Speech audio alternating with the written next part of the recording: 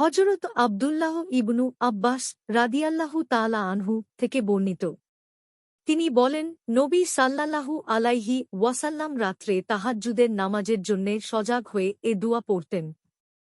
আল্লাহুম্মা লাকাল হামদু আনতা কুইয়িমুস সামাওয়াতি ওয়াল আরজি ওয়ামান ফিহিন্না ওয়ালাকাল হামদু আনতা নুরুস সামাওয়াতি ওয়াল আরজি ওয়ামান ফিহিন্না ওয়ালাকাল হামদু আনতা মালিকুস সামাওয়াতি ওয়াল আরজি ওয়ামান ফিহিন্না ওয়ালাকাল হামদু আনতাল হাক্কু ওয়া ওয়াদুকাল হাক্কু ওয়ালিকুকা হাক্কুন ওয়া কৌলুকা হাক্কুন ওয়াল জান্নাতু হাক্কুন ওয়ান নারু হাক্কুন ওয়ান নবিয়ুনা হাক্কুন ওয়া মুহাম্মাদুন হাক্কুন ওয়াস শাতু হাক্কুন আল্লাহুম্মা লাকা আসলামতু ওয়া বিকা আমানতু ওয়া আলাইকা তাওয়াক কালতু ওয়া ইলাইকা আনাবতু ওয়া বিকা খসামতু ওয়া ইলাইকা হাকামতু ফাগফিরলি মা কদ্দামতু ওয়ামা আখারতু ওয়ামা আশরারতু ওয়ামা আলান্তু ওয়ামা আন্তা আলামু বিহি মিন্নি আন্তাল মুকবদ্দিমু ওয়া আন্তাল মুআখিরু লা ইলাহা ইল্লা আন্তা ওয়ালা ইলাহা গৈরুকা।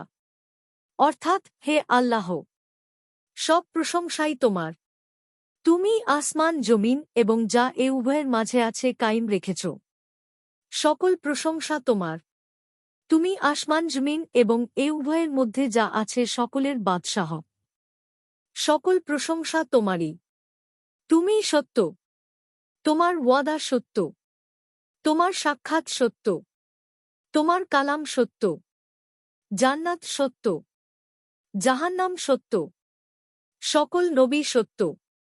মুহাম্মদ রসূলুল্লাহ সাল্লাল্লাহু আলাইহি ওয়াসাল্লাম সত্য। কিয়ামত সত্য। হে আল্লাহ, আমি তোমার প্রতি আত্মসমর্পণ করেছি। আমি তোমার ওপর ঈমান এনেছি। তোমার ওপরই ভরসা করেছি। তোমার দিকেই আমি ফিরেছি।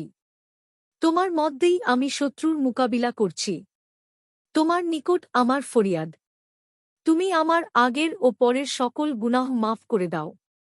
আমার গোপন ও প্রকাশ্য গুনাহ তুমি মাফ করে দাও। আমার ওসব গুনাহ তুমি ক্ষমা করে দাও, যা আমার চেয়ে তুমি ভালো অবগত আছো। তুমি যাকে ইচ্ছা করবে আগে আনবে, যাকে ইচ্ছা করবে পেছনে সরিয়ে দিবে। তুমি ছাড়া প্রকৃত কোনো মাবুদ নেই। বুখারী, মুসলিম। বুখারী 1120, 7442, মুসলিম 769। মিশকাতুল মাশাবিহ 1211। হাদিসের মান সহিহ।